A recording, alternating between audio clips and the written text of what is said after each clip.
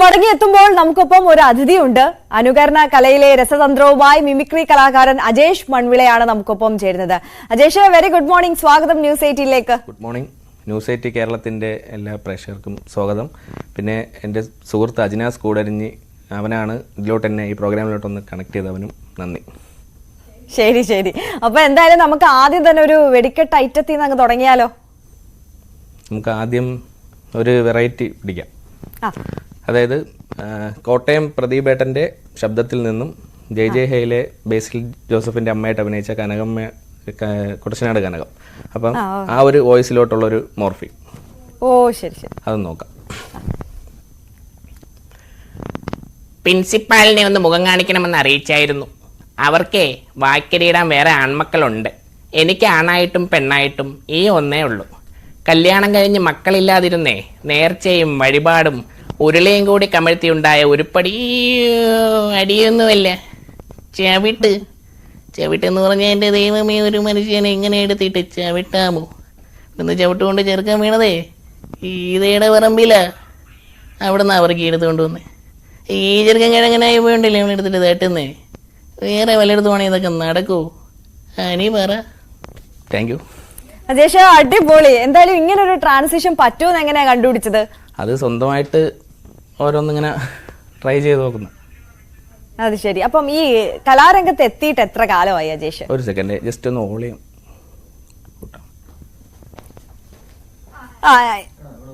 Okay okay, ഇപ്പൊ കേൾക്കുന്നുണ്ടല്ലോ അല്ലെ? ആ, കേൾക്കുന്നുണ്ട്.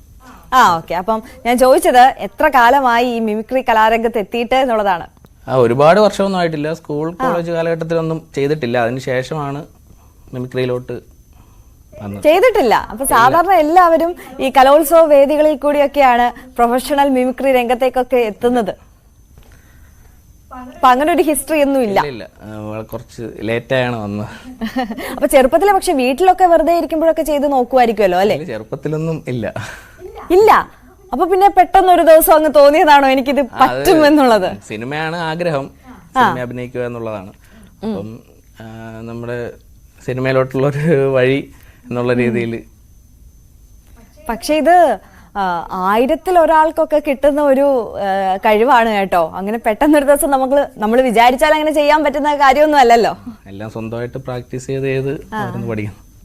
അപ്പൊ ആദ്യമായിട്ട് പ്രാക്ടീസ് ചെയ്ത് തുടങ്ങിയ ഐറ്റം ഏതാ? ആദ്യം ഞാൻ കഴക്കൂട്ടത്ത് ഒരു മൊബൈൽ ഷോപ്പിൽ പാർട്ട് ടൈം ആയിട്ട് മുമ്പ് വർക്ക് ചെയ്തിട്ടുണ്ടായിരുന്നു, ഡിഗ്രിക്ക് പഠിക്കുമ്പോൾ. അപ്പൊ അവിടെ ഇരുന്നിട്ടാണ് ആദ്യമായിട്ടൊരു സൗണ്ട് ഇങ്ങനെ പ്രാക്ടീസ് ചെയ്ത് തുടങ്ങുന്നത്. ഓർബിറ്റ് മൊബൈൽസ് എന്നാണ് ഷോപ്പിന്റെ പേര്. അപ്പം അന്ന് ലാൽ സാറിന്റെ ശബ്ദം, നമ്മളെ കല്യാണരാമൻ സിനിമയിലെ ലാൽ സാറിന്റെ ശബ്ദത്തിലാണ് മിമിക്രിയിലോട്ടുള്ള തുടക്കം. ആ ശബ്ദം ഞാൻ ഒന്ന് എടുക്കാം. ഓ ശരി. അമ്മാടി തറവാട്ടിക്ക് സമ്മതത്തിലേക്കുള്ള യോഗ്യത ഇല്ലെന്നറിയാം. നിങ്ങളുടെ മനസ്സ് കേട്ടപ്പോ, നിങ്ങളുടെ വിഷമം കേട്ടപ്പോ സഹിക്കാൻ പറ്റുന്നുണ്ട്. തമ്പി സാർ സമ്മതിക്കുന്നത് മോളെ മതി. ചെറിയ എത്ര വലിയ ഡോക്ടറാണെങ്കിലും ഞാൻ പറഞ്ഞ അവൻ കേൾക്കും. സാറിന്റെ മോളുടെ കല്യാണം നിശ്ചയിച്ച മോറെ തന്നെ നടക്കുകയും ചെയ്യും. ഞാൻ പറഞ്ഞത് തെറ്റാണെങ്കിൽ ഞാനൊന്നും പറഞ്ഞിട്ടില്ല. ഇതായിരുന്നു വോയിസ്.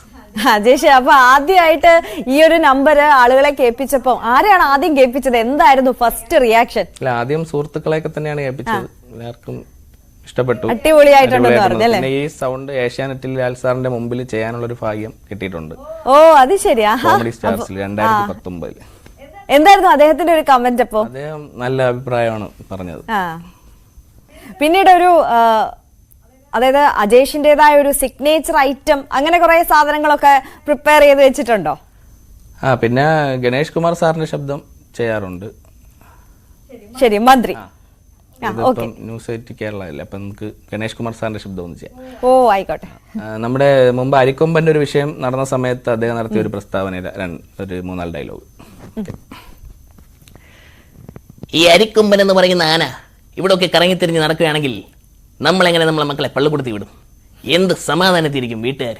അല്ല, ഇത് പറയുന്നവർക്കും ഇല്ലയോ വീട്ടിൽ മക്കളൊക്കെ? ഞാനിങ്ങ് ടൗണിലാണ് താമസിക്കുന്നത്, എൻ്റെ മക്കളെ ആന ചവിട്ടി കൊല്ലത്തില്ല എന്ന് പറയുന്ന മര്യാദകേട് ഒട്ടും ശരിയല്ല. Thank you. ഓ അടിപൊളി അടിപൊളി.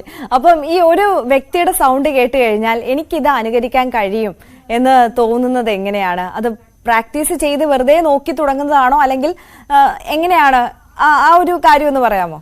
അതായത് നമുക്ക് ഇപ്പൊ എന്ത് കാര്യത്തിനും നമുക്കൊരു ആഗ്രഹം ഉണ്ടെങ്കിൽ നമ്മൾ അതിനുവേണ്ടി ഹാർഡ് വർക്ക് ചെയ്താൽ പറ്റും. അപ്പം മിമിക്രി അത്ര ഇഷ്ടമായതുകൊണ്ടും നമ്മൾ ആ ഒരു സൗണ്ട് നമ്മൾ ആ ഒരു പോർഷൻ കുറച്ച് പ്രാവശ്യം കാണും. കണ്ടിട്ട് ആദ്യം സ്വന്തം സൗണ്ടിലൊന്ന് പറഞ്ഞ് പഠിക്കും. പഠിച്ചിട്ട് പിന്നെ അതിൻ്റെ മോഡുലേഷൻ കാര്യങ്ങളെല്ലാം നോക്കി ഇത്തിരി കുറച്ച് പണിയുണ്ട്. പിന്നെ ഇഷ്ടമുള്ളതുകൊണ്ട് ഒരു പാടായിട്ട് തോന്നൂല. പക്ഷെ എത്ര ദിവസം എടുക്കുമായിരിക്കും ഇപ്പം ഒരാളുടെ സൗണ്ട് പഠിച്ചെടുത്ത് അത് അനുകരിക്കാനായിട്ട്?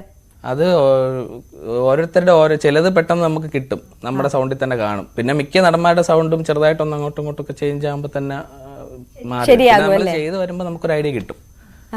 ചെയ്യാൻ ഏറ്റവും എളുപ്പമുള്ള സെലിബ്രിറ്റി ആരാ? അങ്ങനെ കുറച്ചൊക്കെ ചെയ്യാറുണ്ട്.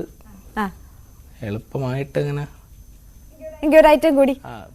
പിന്നെ ഒരു വെറൈറ്റി ജനാർദ്ദന സാറിന്റെ ശബ്ദം. ഇപ്പൊ രാവണപ്രഭു സിനിമയിൽ അച്ഛൻ മോഹൻലാലായിട്ട് ജനാർദ്ദന സാറാണ് ചെയ്തതെങ്കിൽ അത് ഞാൻ തന്നെ കണ്ടെത്തിയ ഒരു സംഭവമാണ്. ഓ ശരി ശരി. അതായത് മംഗലശ്ശേരി നീലാണ്ടനായിട്ട് ഉള്ളൊരു സംഭവം.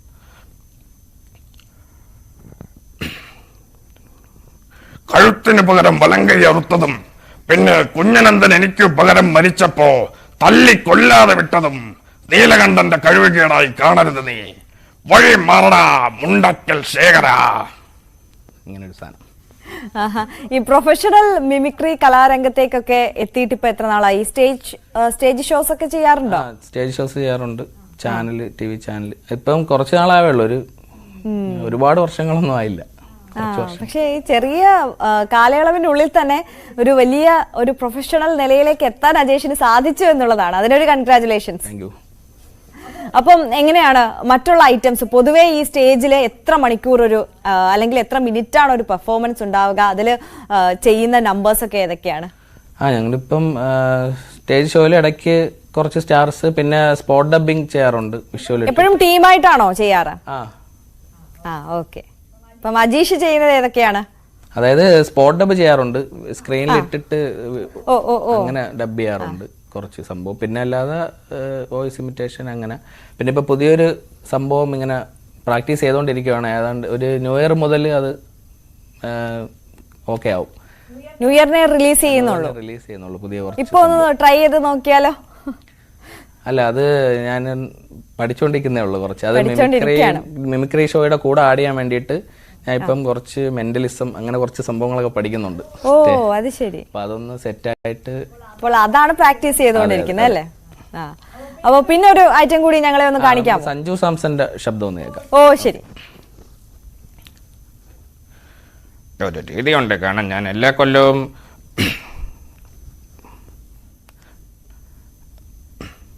ഒരു രീതിയുണ്ട്. കാരണം ഞാൻ രാജസ്ഥാൻ റോയൽസിന്റെ ക്യാപ്റ്റനായിട്ട് പലരോട് ചോദിക്കാറുണ്ട്, കേരളത്തിൽ നിന്ന് ആരെങ്കിലും ടീമിലെടുത്താന്നൊക്കെ ചോദിക്കാറുണ്ട്. അപ്പോൾ ഒരു രീതിയുണ്ട്. കാരണം ഞാൻ എല്ലാ കൊല്ലവും കുറച്ച് പ്ലേയേഴ്സിനെ ട്രയൽസിനെ കൊണ്ടുപോകാറുണ്ട്. ഇപ്പോൾ കുറച്ച് പേരെ എടുത്തിട്ടുമുണ്ട്, എടുക്കാതെ പോയിട്ടുമുണ്ട്. ഒന്നുമില്ല ചേട്ടാ, ബോൾ കിട്ടിയ വലിച്ച് അടിക്കാനേ തോന്നുള്ളൂ. അടിപൊളി. അപ്പൊ അജേഷ്, ഇപ്പൊ ഒരു സംശയം ചോദിക്കുകയാണ്. നമുക്കിത് അറിയില്ലല്ലോ, ഇതെങ്ങനെയാണ് ചെയ്യുന്നതെന്നൊന്നും നമുക്കറിയില്ല, അതുകൊണ്ട് ചോദിക്കുകയാണ്. അപ്പോൾ ഈ ഏതെങ്കിലും ഒരു സമയത്ത് ഇത് ട്രൈ ചെയ്യുന്ന സമയത്ത് സ്റ്റേജിലൊക്കെ നിൽക്കുമ്പോൾ വിചാരിച്ച പോലെ വരുന്നില്ല എന്ന് തോന്നുന്ന സമയമുണ്ട്. ഈ തൊണ്ട അഡ്ജസ്റ്റ് ചെയ്തിട്ടാണല്ലോ ഇതിങ്ങനെ പറയുന്നത്. അതിപ്പോ തന്നെ ഞാൻ ഇപ്പം ഇന്ന് ഈ പ്രോഗ്രാമിന് വന്നതും പെട്ടെന്നായിരുന്നു. അപ്പൊ എനിക്ക് ചെറിയ തൊണ്ടയുടെ പ്രശ്നം ഉണ്ടായിരുന്നു. ഇടയ്ക്ക് പനിയായിട്ട് ഇപ്പൊ കുറഞ്ഞു വന്നത്. അപ്പൊ ഇന്നലെയാണ് ഇത് സെറ്റായത്. അപ്പം അതുകൊണ്ട് നമുക്ക് എന്നാലും ചെയ്യാൻ പറ്റും. എങ്കിലും ചില വോയിസ് ഒക്കെ ചെയ്യുമ്പോൾ കുറച്ച് ബുദ്ധിമുട്ടുണ്ടാവാറുണ്ട് പെട്ടെന്ന്. എപ്പോഴും സ്റ്റേജിൽ തുടങ്ങുന്ന ഒരു ഐറ്റം ഏതാ? അങ്ങനെ കറക്റ്റായിട്ടൊരു ഇതില്ല, ഷഫിൾ ചെയ്തൊക്കെ തന്നെയാണ് ചെയ്യുന്നത്. പിന്നെ ക്യാപ്റ്റൻ രാജു സാറിന്റെ സൗണ്ട് ചെയ്യാറുണ്ട്, പഴയ ഉദയപുരം സുൽത്താൻ സിനിമയുടെ. അതൊക്കെ സ്റ്റേജിൽ ചെയ്യും. Okay okay. അപ്പൊ ഇവിടെ കൂടി ചെയ്തോളൂ. കേട്ടില്ലേ അവൻ പറഞ്ഞത്? സ്നേഹത്തിന്റെ വില എന്തെന്ന് നിങ്ങൾക്ക് ആർക്കും അറിയില്ല. എടി കൊച്ചേ, ദിവസവും ദൈവത്തോട് പ്രാർത്ഥിക്കുമ്പോ ഒന്നുകൂടി അപേക്ഷിക്ക്, അടുത്ത ജന്മത്തിലെങ്കിലും മക്കളുടെ മനസ്സറിയുന്ന തന്തയ്ക്ക് പിറക്കാൻ. വിവാഹത്തിന് തടസ്സമായിട്ട് ഞങ്ങൾ ഔട്ട് ഹൗസിൽ ഉണ്ടാവില്ല. നാളെ മുഹൂർത്തത്തിന് മുമ്പേ ഞങ്ങൾ ഇവിടെ നിന്ന് പോകാം. കല്യാണം മംഗളമായി നടക്കട്ടെ. ഓ അടിപൊളി. അപ്പൊ സിനിമയാണ് ലക്ഷ്യം. അപ്പൊ ഓഡീഷനൊക്കെ പോവാറുണ്ടോ? ഒരു സിനിമ ചെയ്തായിരുന്നു, അത് റിലീസ് ആയിട്ടില്ല, വെയിറ്റിംഗ് ആണ്. ഗോഡ്സ് ട്രാവൽ എന്ന് പറഞ്ഞിട്ട് ഞങ്ങളുടെ ഒരു സുഹൃത്ത് അനീഷ് ചേട്ടൻ സംവിധാനം ചെയ്ത സിനിമ. ഓ അത് ശരി. അപ്പം ഇനിയുള്ള സ്റ്റേജ് ഷോസ് ഒക്കെ എങ്ങനെയാണ്? ഇനിയുള്ള സ്റ്റേജ് ഷോസ് ഞാൻ പറഞ്ഞില്ല, ഞാനിപ്പം മെന്റലിസം കുറച്ച് പഠിച്ചുകൊണ്ടിരിക്കുന്നുണ്ട്. അപ്പൊ അതും കൂടി ഇൻക്ലൂഡ് ചെയ്തിട്ട് മിമിക്രി, മെന്റലിസം അങ്ങനെ ഒരു 1 man ഷോ ഇതിലോട്ട് പോകാനാണ് പുതുവർഷം തൊട്ടുള്ള ഒരു ആഗ്രഹം. അതിന്റെ പ്ലാനിങ്ങിലാണ് അല്ലേ? പ്ലാനിങ്ങിലാണ്. അപ്പൊ ഒരുപാട് സന്തോഷം അജേഷ്, കണ്ടതിലും പരിചയപ്പെട്ടതിലും അജേഷിന്റെ ഈ മിമിക്രി കല ഒക്കെ നമുക്ക് കാണാൻ സാധിച്ചതിലും ഒക്കെ ഒരുപാട് സന്തോഷം. അപ്പോൾ ഇനിയും ഒരുപാട് ഉയരത്തിൽ എത്തട്ടെ, ഒരുപാട് പ്രോഗ്രാം കിട്ടട്ടെ, അജേഷിന്റെ ആഗ്രഹം പോലെ തന്നെ സിനിമയിൽ അവസരം കിട്ടട്ടെ എന്ന് ആശംസിക്കുകയാണ്. Thank you so much. അപ്പോൾ അജേഷ് മൺവില മിമിക്രി കലാകാരനാണ് നമുക്കൊപ്പം ചേർന്നത്. അപ്പോൾ നമ്മൾ കുറച്ച് ഐറ്റംസ് ഒക്കെ കണ്ടു അദ്ദേഹത്തിൻ്റെത്. അപ്പോൾ നമ്മൾ മറ്റു